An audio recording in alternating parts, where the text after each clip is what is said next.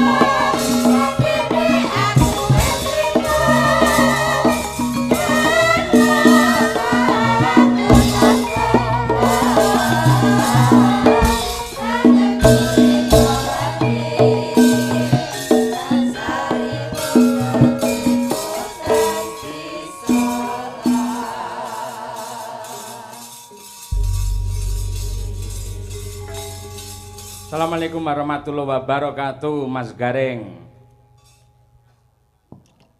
Waalaikumsalam warahmatullahi wabarakatuh, Pak Dalang. Alhamdulillah, sehat nggih Mas Gareng? Awit donga pangestu Pak Yoyok kula sehat walafiat jasmani rohani, Pak. Alhamdulillah. Jasmani karo rohani enten bentene to bab kesehatan. Benten. Bentenipun? Sehat jasmani niku perangane badan.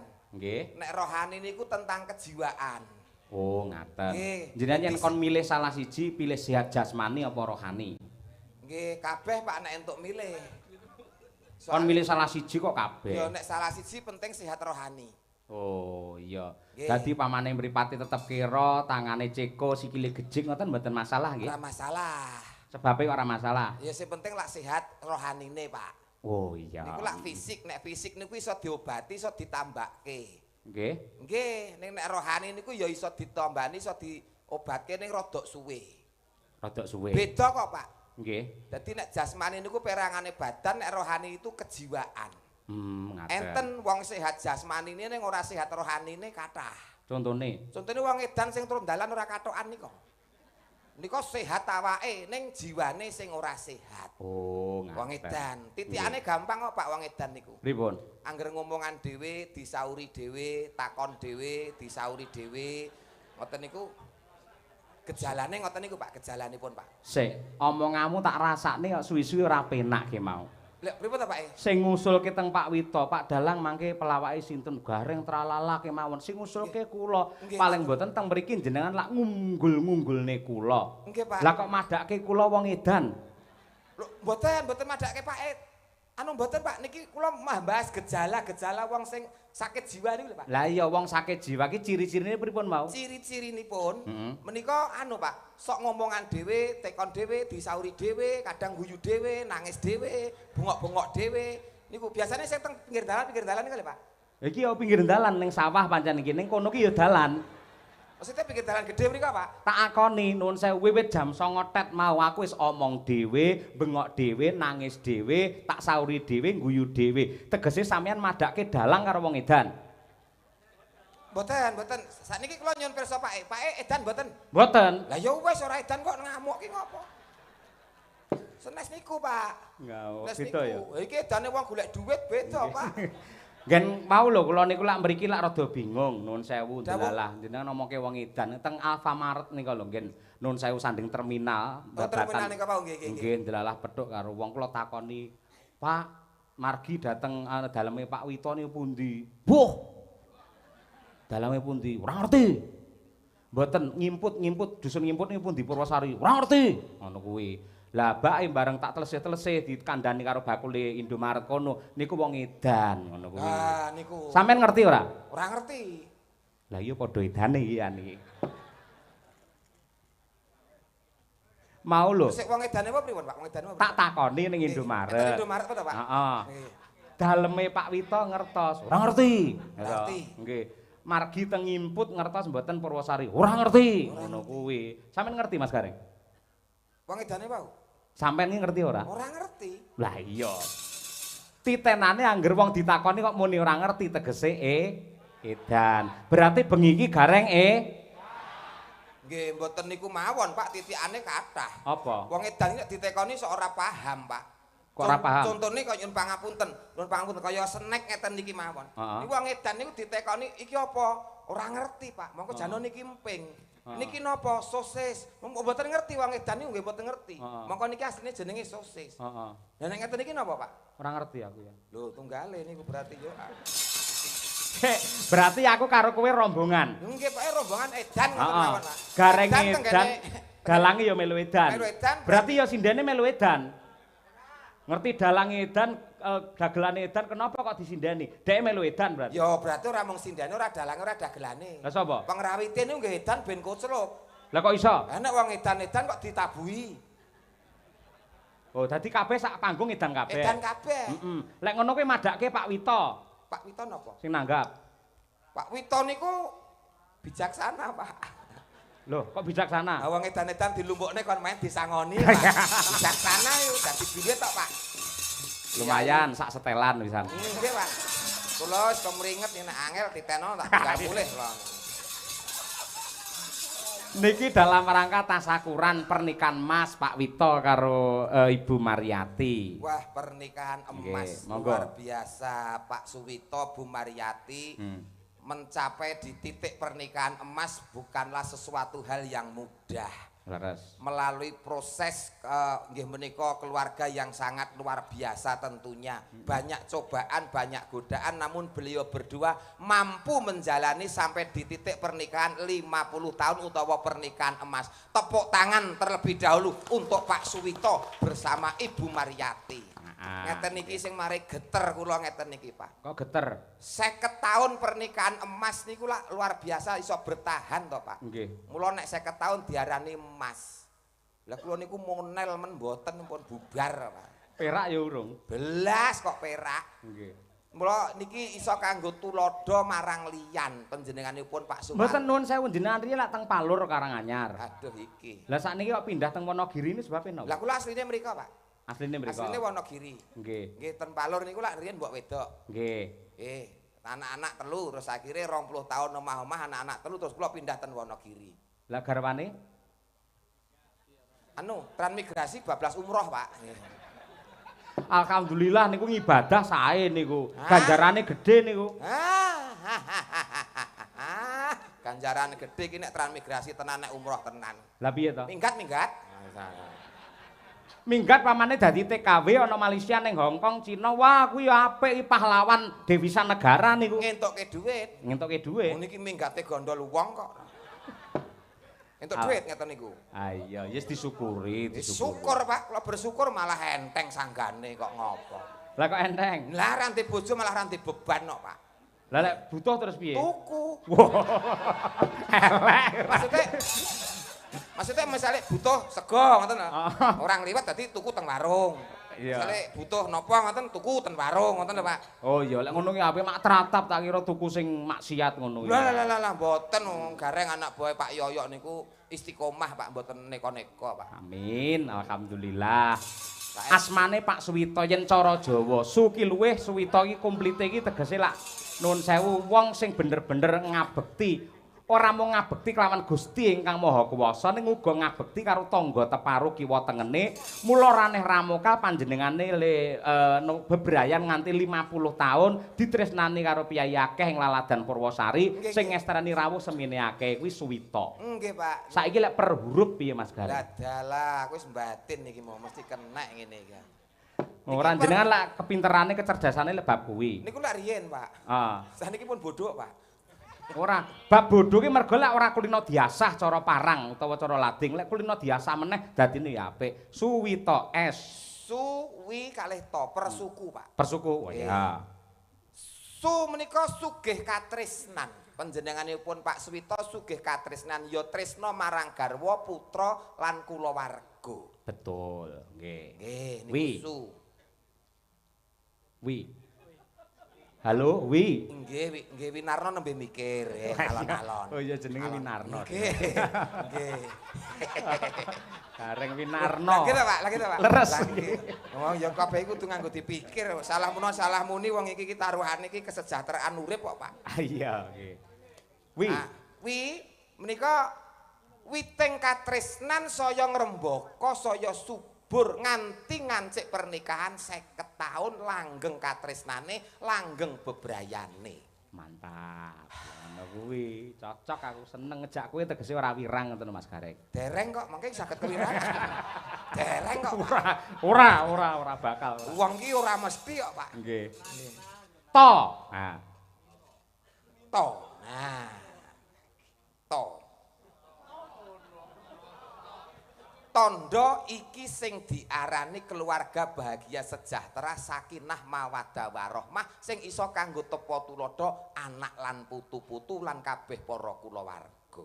Iya, nggih. Aja marem dhisik wong bebojoan lak kakung karo putri tegese Pak Suwito karo Ibu Mariyati. Mariyati mati tenan iki.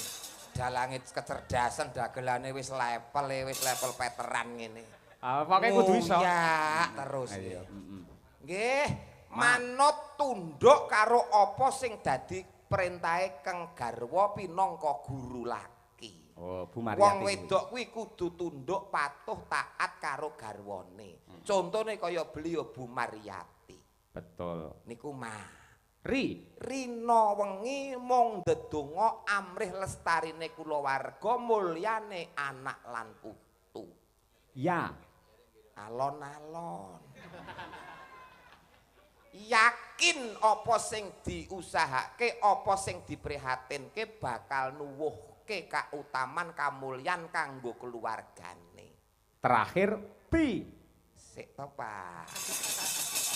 Wong karo siji nek. Iya alon-alon. Nggih. Tibane syukuran wayangan ditanggapke syukuran pernikahan 50 tahun ditanggapke dalang kondang Ki Cahya Kuntadi alias Pak Yoyo. Iya, kanthi dagelan ora mesti Pak nek wengi niki gareng tralala. Nek mbek ini gareng pacitan. Ah iya. Berarti apal men. Pajane mengikuti ora. Mengikuti wong kula ki fane Pak. Kalau kuwi ngefan nek kalih Pak Yoyo niku ngefan kok. Ning pancen mboten kok terus saingan secara tidak sehat niku mboten. Nek kedah saingan sehat. Mergo gareng sakniki lak kathah. Gareng Semarang wonten, gareng Purwodadi enten. Gareng Pacitan wonten. Mojiroji. Nggih, terus Mojiroji enten. Nggih, kathah sanget. Enten. Adu keterampilan. Nggih. Nggih, kabeh niku nut kadewasanipun, Pak. Nggih. Ngoten dados nggih menawi kula mengke damel wirang Bapak sak kanca nggih nyuwun pangapunten. Nggih. Ning jenengan minggah panggung sandanganipun kados mekaten pun kula marem. Tegese wong mirsani percaya diri Mas Gareng. Nggih, Nek nun sewu ira-iran ngen dhuwur terus ngen klambi jarik mboten masalah. Jenengan satu-satunya dagelan yang memakai gelang emas di kanan dan kiri.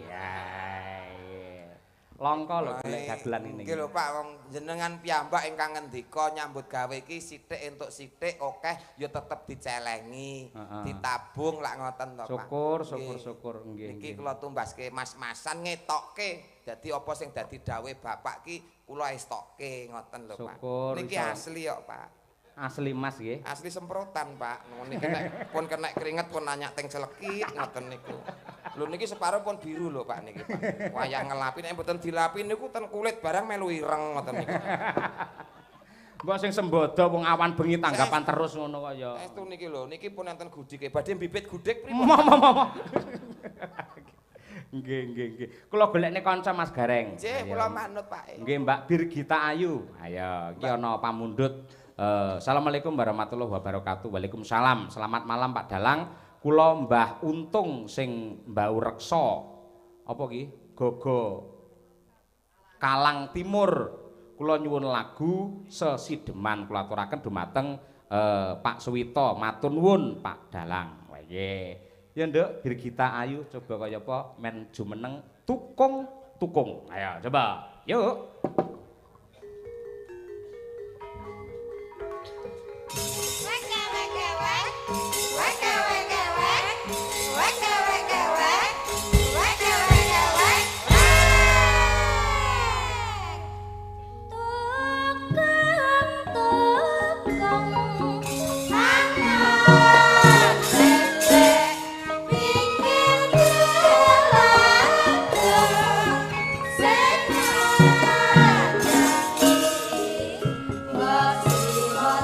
biasane iki ben kenal.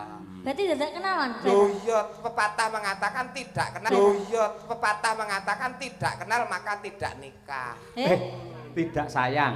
Lho wong kenal kok mung disayang tok ki lelaki apaan? Nek nyet wong lelaki tenanan yo nikah apa kenal terus dinikah ora disayang tok.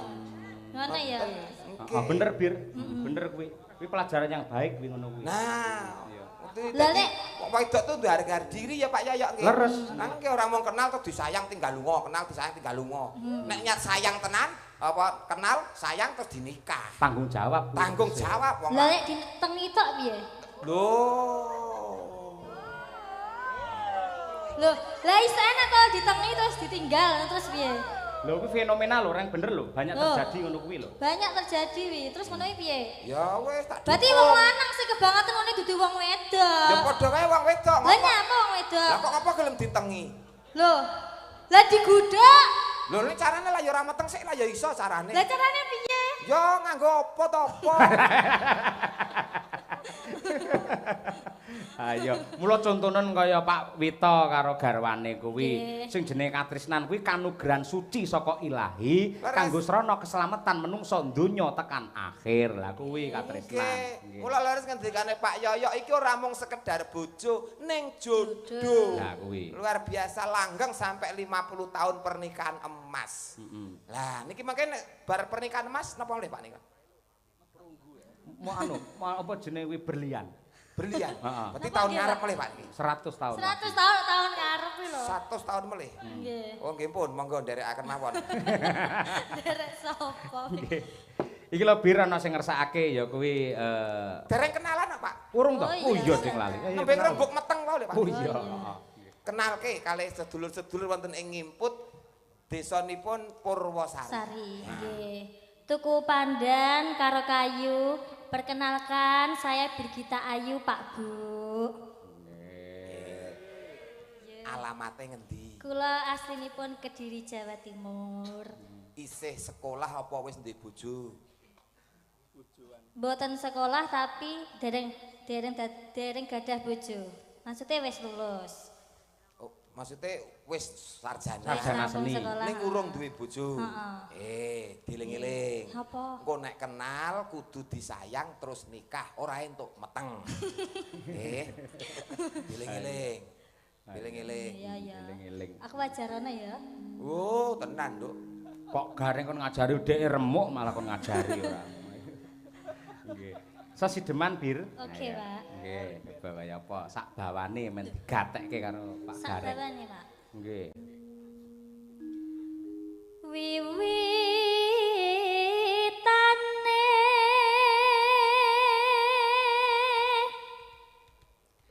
anderek sang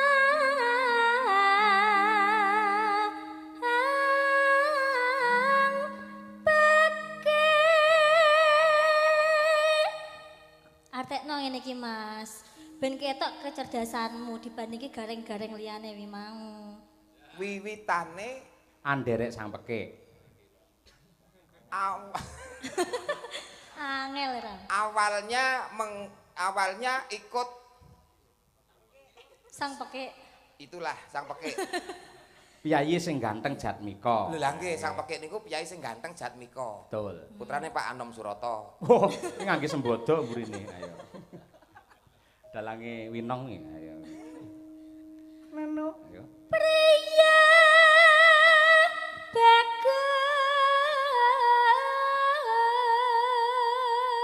bagus kang ngolah budaya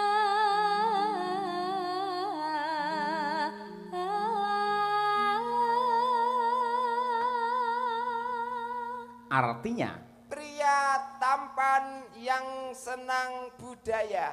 top. Betul Pak Yoyo? Leres 100. Contohnya nek saiki napa niku, Pak? No? Sing pria bagus sing seneng olah budaya niku Kanca contohnya pengrawit. apa? Oh, pengrawit. Pak Dalang. Dalang. Niku termasuk Oh, iya. sing olah budaya. Gareng olah budaya kok ora mlebu. Lah mergone ora bagus.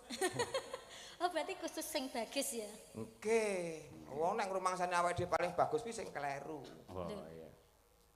Iya wis, Mas. Moji roji. Sowan menyang kutha gedhe.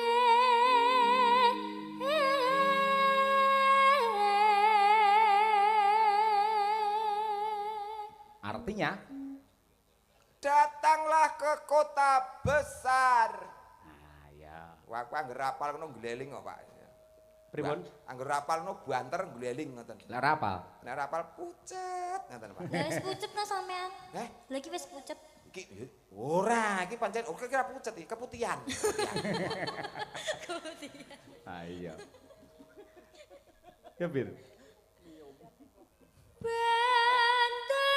Benderet terus kayung jan.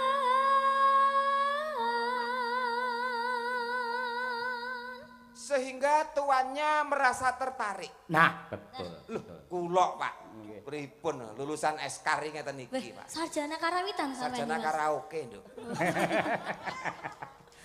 Malah ora.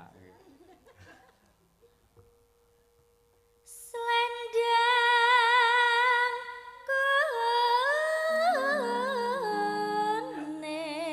kuning kang saking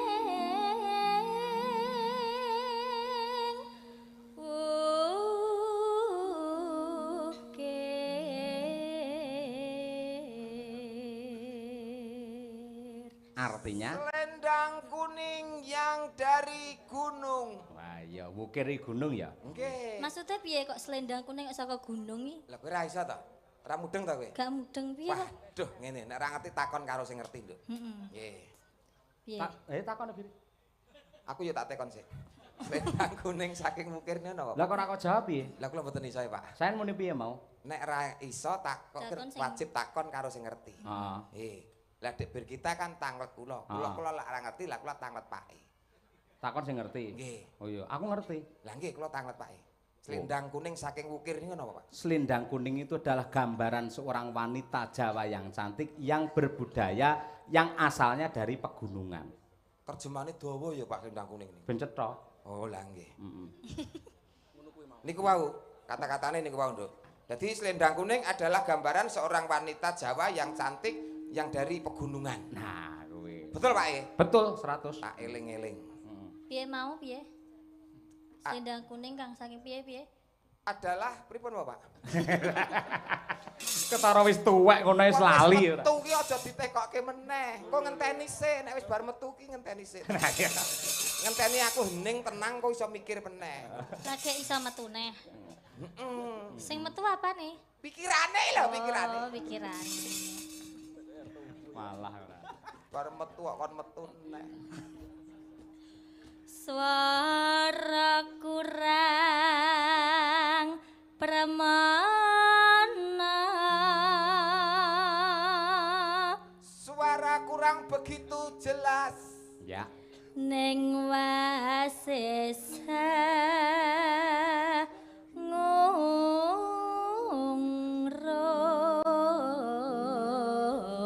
ngungrum. Tapi pintar hangungrum.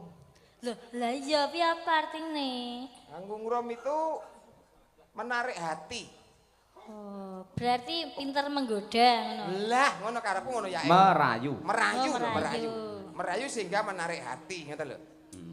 Arep ngomong rono kok angel men. Niku, Dik. Aduh.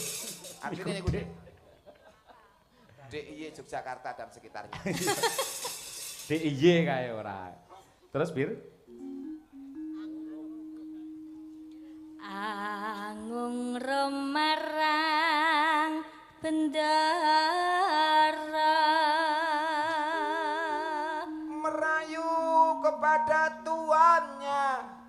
Berarti sing wedok meng selendang kuning kang saking wukir meng Heeh. kuwi Kuwi pinter Merayu. merayu terhadap tuannya. berarti wis sing kleru sapa? Sing kleru, ora ana sing kleru, Nduk. Oke nek sing kleru. Ora ana sing kleru, pancen donya ki ana sing dirayu, ana sing rayu. Oh. Nggih ta, Pak? Lah kaya Pak Yoyo karo Bu Kesi iki nek ndek ben Pak Yoyo iki ora ngrayu Bu Kesi ya ora dadi. Ora ngono. Ora ngono. Sing ngrayu Bu Kesi mbiyen ki. Oh, berarti kualik, mula aku ora nembus. Oh ketara tukang udu nomer kuwi ora. Kula pun mboten, Pak, pun mboten. Syukur lek wis ra udu. Mung titip. Wis kancane lek kuwi ora. Ya Bir. Ya Sulestia pijer ngencangake alis. Ayo, apa artinya? Dia Jengi sini. Sulistya. Diah Sulistya adalah perempuan yang cantik. Hah? Ngincangke alis itu memberi kode. Ayo. Signifikannya piye dengan alis? Piye? Ngono, Pak. Ping, ngono, Pak. Piye? Ngono. Kok sandas? Nek ora ngono ra iso, Nduk, kudu ngene. Aku ngene iku ndasku melu kabeh, Nduk. Ayo. Ngincangke alis ngoten niku. Terakhir, yuk. Terus no sesideman.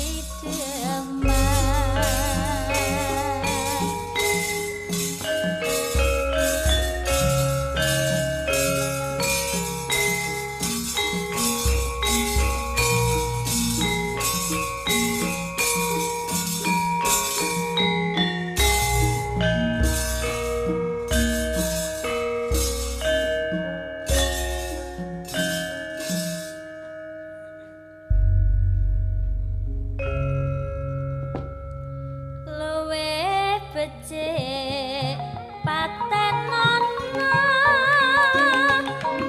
timbang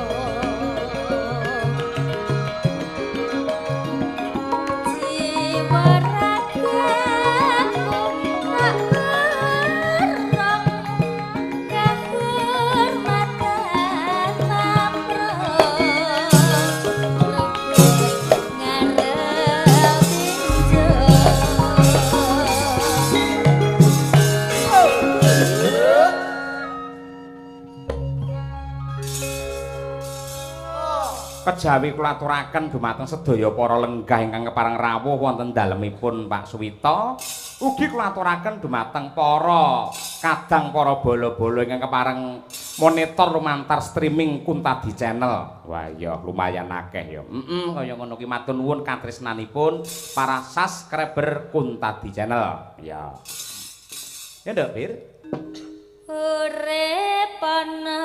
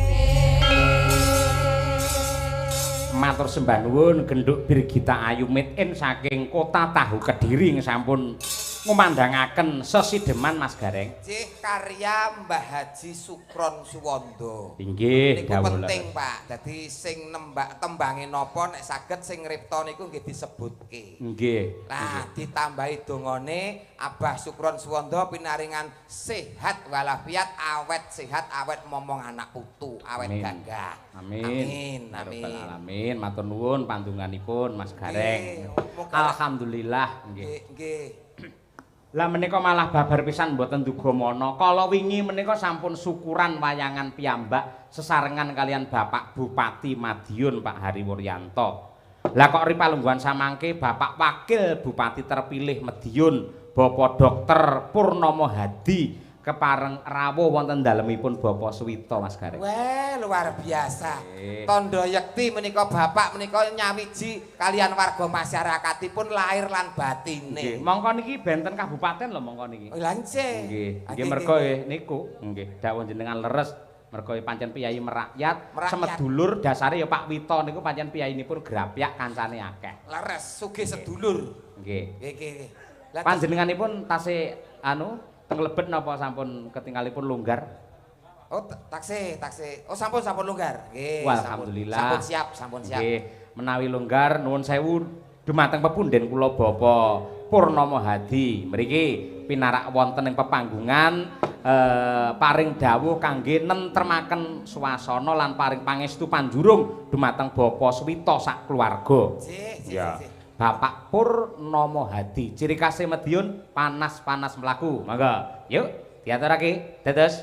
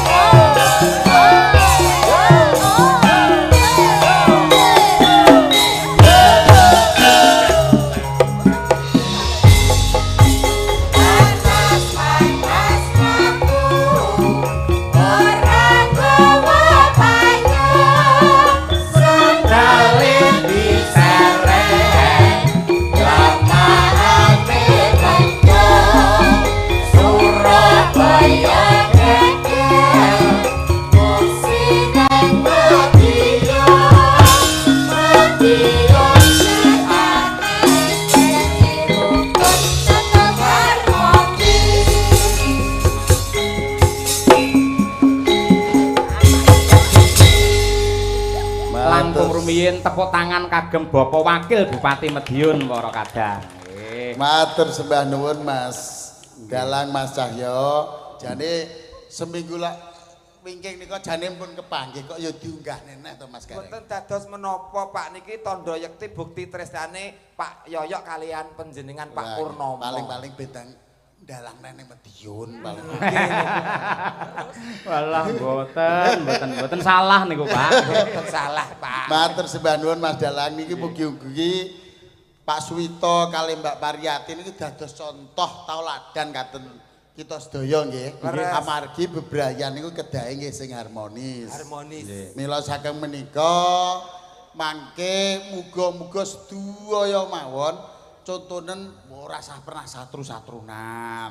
Keluarga niku nggih keluarga sing harmonis. Terus nek saged niku nggih yo rabi ki pisan ae Mas Gareng ngono sampean. Pisan mawon nganti kukuting yuswa, Pak. Yo kedahe nggih ngoten. Ngoten nggih Mas. Jenengan nuturi kalih Gareng niku pas. Mergo niku pun pindho le rabi.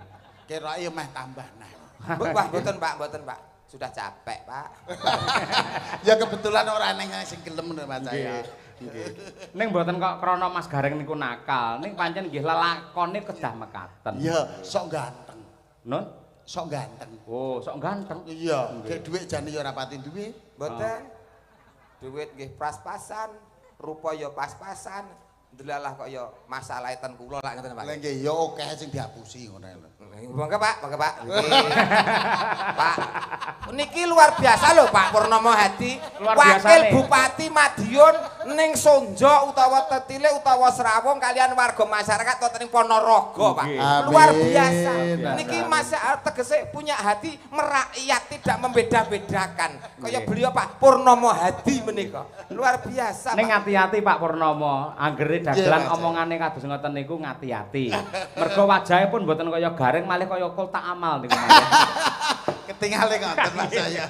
Mboten wong menawi bapak niku mboten usah nyuwun niku bapak pun pirsa. Ya ta. Nggih. Alah Pak. Ora sah isin-isin. Mboten Pak, mboten saestu pun kurang cukup Pak, pun kurang cukup pun matur nuwun. Nggih. Niku pangapunten kalian Bapak Sugito rencang menapa, Pak? Menika kebetulan mantune Pak Suwito niku sederek kula keng Lembean. Oh, Magetan. Nggih. Oh, sedulur kantut. Nyai kula niku saking Lembean niku sedereke Pak Kadimun niku putra mantune Pak Suwito ngoten. Pak Kadimun niku? Nggih. Lah niku Pak Lek kula. Masa?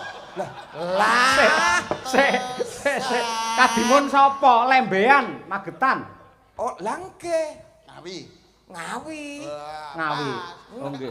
Dadi Dulure kula Kang niku Gareng niki Pak Kadimun Ngawi. Nggih. Dulurku Pak Kadimun Lembean padha kadimune. Lah nggih, maksudnya sing saka Ngawi niku kerep dolan ten Madiun ngoten lho, Pak. Wah, wis. Sedulur dhewe, Pak. Ya wis pas.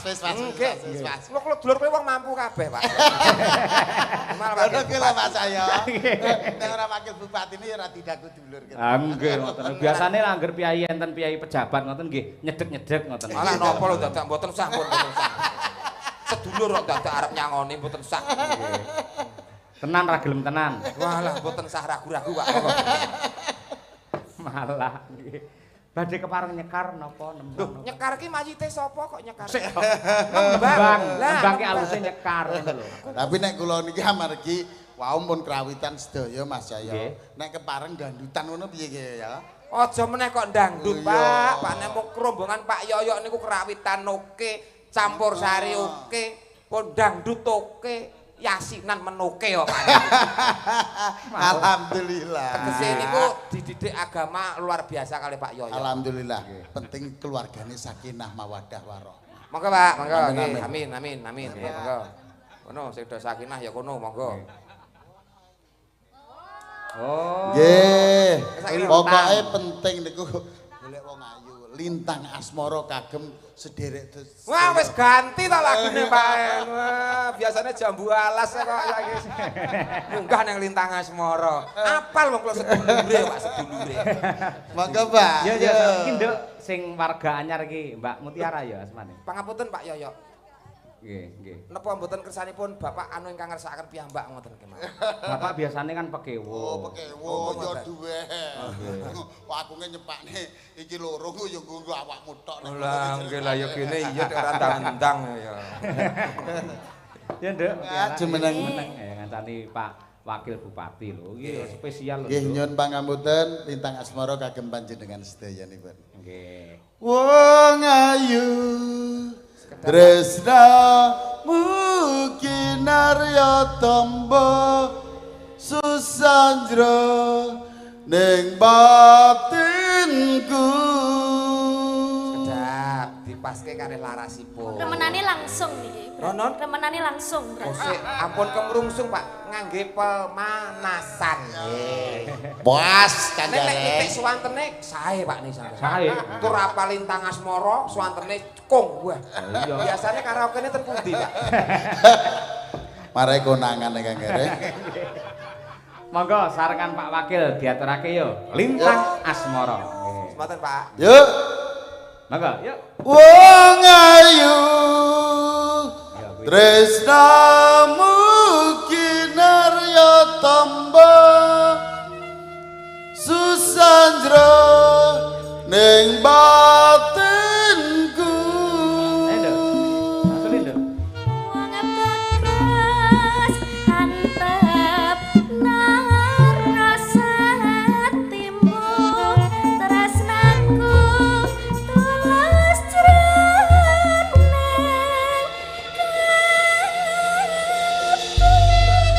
Ya. Semangat nggih Pak Purnomo, semangat pasti bisa. Nggih. Sudah tahu peraturannya, Pak?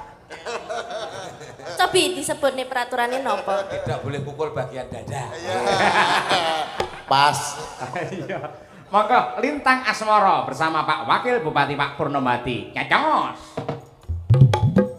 Oh. Thank you.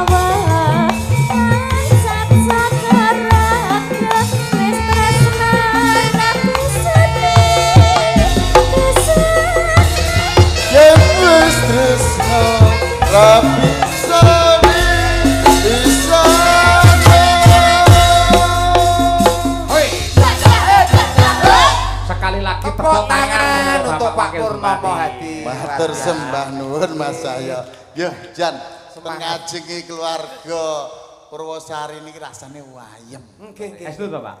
Saestu. Jadi ya gredeg. Pindah Purwosari mawon pripun? Ya aja agek dilantik dadi wakil bupati Madiun kon pindah. Mriko tetep mriki nggih tetep ngoten, Pak. Penting Mas Gareng kaya awor karo Mas Gareng ayem. Ayem, Pak. Awor wong mampu niku ayem. Tiara wis salim kalih Pak Wabuk dereng. Dereng. Sungkem. Tenan iki kok pokoke tinggal. Napa niki? Lho, wong jeneng gur sungkem. Oh ya Allah, ya Allah, ya Allah. Biasanya nek putih-putih enten iki lebetnya enten isine. Mboten niku kosong blok. Sungkem melu nduk. Jenengan nyobi, jenengan nyobi. Pak, bekti sungkem kula, Bapak sehat selalu panjang umur kata rezeki dibresani sak pepadane. Iya. Penting pinaringan slamet anggenipun makan. Ya rampung tutup boten wonten arangan sungkan menapa. Wonten lepatipun kula nggih nyuwun pangapura nggih Pak. kena nggo sangu rabi neh, Reng. Angsal napa, Pak? Hah? Angsal napa? Entuk donga. Matur sembah nuwun Mas saya, matur sembah nuwun sedaya keluarga Purwosari. Mugi-mugi tansah rahayu wilujeng sedayanipun. Cekap semanten. Wassalamualaikum warahmatullahi wabarakatuh. Waalaikumsalam warahmatullahi wabarakatuh. Sembah nuwun Bapak. Nggih, sehat selalu. Salam sungkem kagem Pak Ari nggih. Pak Ari wonten dalemipun sampun wayangan. Jenengan dereng Pak jenengan. Ndek beres timbaline rumah sakit kok sembah nuwun nggih. Sehat selalu, amanah barokah nggih. Luar biasa menyempatkan diri sampai Nggih. tugasipun kathah sibuk tapi mergo rasa katresnan kalih warga Purwosari terutama Bapak Suwito Nggih. disempatkan rawuh malam hari ini. Nggih. Nggih, sembah nuwun lho Pak. Pak Purnomo Hadi, Purnomo Hadi. Artinya Purnomo niku seneng, Hadi niku weweh, tegese seneng sedekah. buktine sinden diparingi. Diparingi sing pun diparingi. Lah kowe? Kula pun diparingi donga, Pak. Pun luwih saka dhuwit niku, Pak. Nggih. Ketoke sambat ra ikhlas ngono Wah, sampean. ikhlas, Pak. Kula pun kanca kalih Pak Pur. Keluarga, Pak, keluarga. Kok iso keluarga? Keluarga. Saking trah. Oh, Adino wau. Pak Ngadimun. Nggih, mun niku wau, Pak. Nggih. Sekedhak Mas Gareng niki enten Nawala. Nggih, Pak. Ngatur dumateng Bapak Suwito sugeng ambal warsa pernikahan Mas 50 tahun. Mugia sehat selalu panjang yuswa ugi ngaturaken sembah nuwun sampun paring lelipur dumateng warga masyarakat Purwosari. Nyuwun gending lestari tertanda Mbah Lurah Purwosari. Anu, ingkang badhe calang kagem anu, kebalik desa. Empun salang. Ampun. Empun. Mei, Pak nggih. Non? Mei. Mei tanggal 20 Mei. Alhamdulillah. Nggih. Nyicil ayem, nyicil ayem. Kosong niku jenengan. Kosong, Pak. Nggih mang teng griya mawon niku kosong. Lho, mboten katut to, Pak? Lah niki rapate dereng rampung untuk menentukan bintang tamu sinten dereng rampung. Oh, nek Niki kula- kantun perjuangan jenengan ketika dalu niki jenengan bisa menyenangkan warga masyarakat Purwosari mesti sok 20 katut. Abot iki. Ayo kuwi. Ya siapa? Siapa? Ini masih dirundingkan lek dalange pun positif. Nggih. Nggih ya nek pama ora wengi kula ya campur sari awane ra apa-apa. Awan mangke kangge anu kerja bakti kali gerak jalan. Esuk elektron Pak, kula mengke esuke. Jalan sehat. Nggih, sidane niku mengke mboten kerja bakti, mboten jalan sehat, nggih mboten mayangan, Pak. Ngoten. Lha maksude? Sidan sisan ngen padha sing ora mangane, Pak. Ya aja muteng ngono kok ya. Melu, Pak, melu kok. Amin nggih. Bapak Suratman, aye. Serangan nggih. Serangan Sukorjo minta gending. Serangan, Pak. Serangan. Serangan Nggih, nggih. serangan serangan, Pak. Nggih. Lah iya. Iki jane wis enek tandane aku sing kleru sing maca. Lho lah nggih. Serangan. Nggih. Senes serangan. Lah bedane apa? Beda, Pak. Lek serangan itu adalah suatu anu agresi militer itu namanya serangan. Heeh, lek serangan. Serangan niku nggih, menika nama desa, Pak. Nama desa. Oh. Dong ora? Ora dong aku. Nggih. Teraki musik. Nggih, ngersakaken sambal kemangi Roro Jonggrang. Sekian, terima kasih. Sembah nuwun. Iki Lestari, ayo Nduk, Winong Nawangsih karo Mbak Tri Hastuti coba kaya apa. Wis siji-siji saiki ganti loro. Monggo Mbak Winong kalian Mbak Tri. Mbak Tri Astuti. Nggih. Nah. Kagem sepot, Pak. Sinden Madangkara piye? Sae Pak, sip-sip Pak. Ah iya. Seneng Iki gendut tiara iki cah kok Narga ta, Nduk? Sampeyan ndi Sama dalem? dalam itu. Nggih leres Pundi? saking Badekan. Oh, Mbak Deka. Nggih. Cah Mbak Deka. Wau sanjange warga anyar padahal kula pun pribumi mriki lho. Oh. Maksudnya anyar ning Madangkara. Nggih. Oh, nang Madangkara anyar. Nggih. Oh, ya betah ya, Nduk, nang Madangkara. Lah napa kok ngoten niku lho? Yogane bagus-bagus kok. Wis nggih jan lho. Ya. Bagus-bagus enem-enem sedaya ngoten. Medang karake nek yoga apa tuwa langsung diyasinke kok. Ya ora kaya. Nggih. Kaya Anu betah. Pak Edalah nggih. Nggih. Asmane Pak sinten? Pak Marsudi. Oh, jenengan. Gusti Allah delondong Marsudi ya kowe iki. Kenapa? Masalah Kenal, Reng? Lah halah. Jenengmu si sapa nduk kae? Sinten Pak Bu? Tiara. Tiara. Mutiara. Gusti Allah, Mutiara Kenapa? nek Marsudi. Iki bapak, Nduk. Lah, iki to, Pak? Marsudi lak mau meneruskan perjuanganku. Walah. Ora. Lha bapak ya nyangoni kok. Lagi Nggih. Nyangoni golek, mondot. Nduk, lagi golek. Aku ora mbok anggap pakmu ora apa-apa. Winong iki saka Tulungagung. Tulungagung, Ya, Jing. karo Mbak Triastuti coba berdiri berpacu dalam melodi. Melodi, biar tak asik. tang tak tang tang tang. Oke.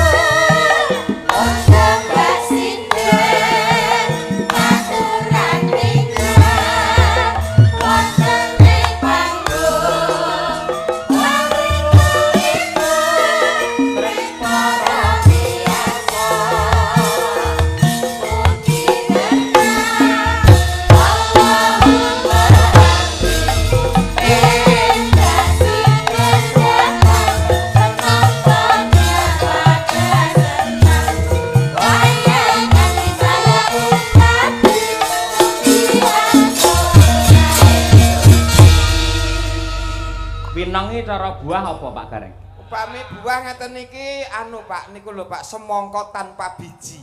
Wah. Sing nek dibuka sigar biar niku terus ketes-ketes Pak.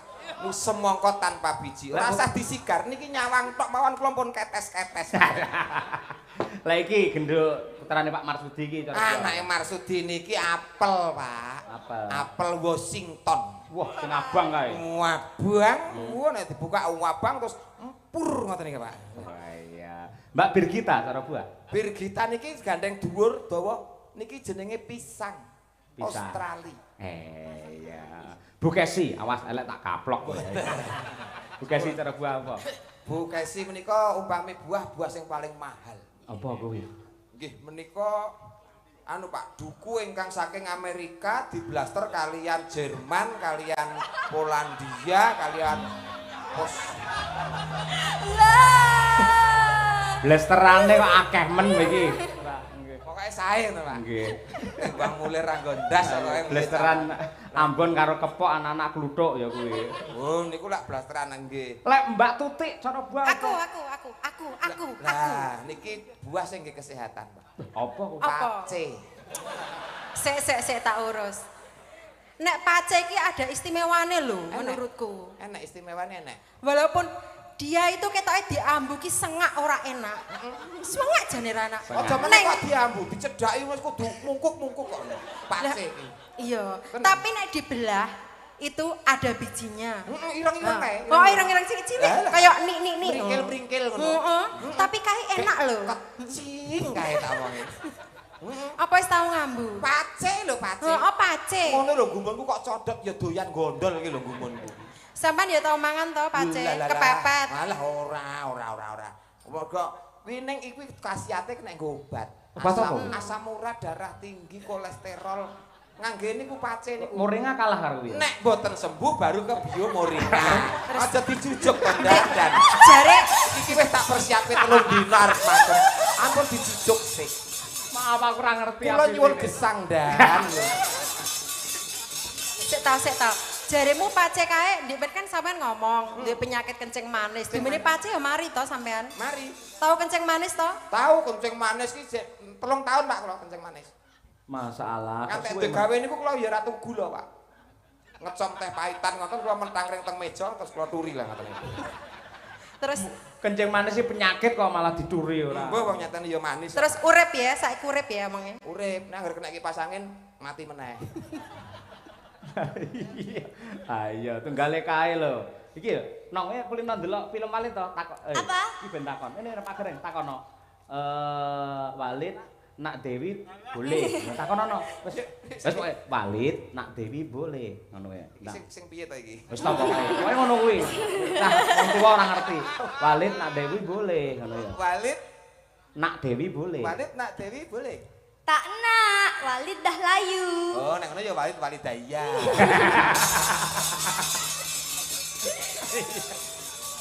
Heeh. Coba Lestari mundhut saka Sing piye to Pak niku? Mula kowe buka TikTok gur live ae kowe ora ya ngerti. Itu saka Walid Walidaya barang Huma Kamar Bayani Sohiro barang iki apa? Iya. Nggih. Pamundhut saking Bapak Kepala Desa Lestari semoga terjalin kerukunan yang hebat penuh dengan gotong royong warga masyarakat Purwosari selalu lestari. Oke. Purwosari beda pendapat ora pegat. Betul. Purwosari beda penemu ora padu. Leres. Purwosari beda pilihan ora bakal rusak sing bebrayan. Tepuk tangan warga masyarakat Purwosari. Wah, gareng ngelem tanggal 20 ben dijak. Kudu Pak, nek mboten dijak nusul. Oh, ngeyel kula Pak. Siapa yang membayar? Ya ora njaluk. Oh, ndak nyeluk. Wah, kok wis Ikhlas. mampu. Wong ikhlas. Wis mampu. Wing cukup ya. Mong kepengin ketemu Pace aku. Ah, ngerti Pace kuno ora iso mulih sampean. Waduh. Nah, delok wae. Sampeyan apa nyemoni aku? Kuwi ora ngerti Seneng ku lho. khasiate Pace. Seneng Ora ku bakal singgil milih anggere kowe. anggere wayah mene iki wis wayah tawa-tawa seneng. Raketan duwene Pace ditawake tegese seneng sedekah. Monggo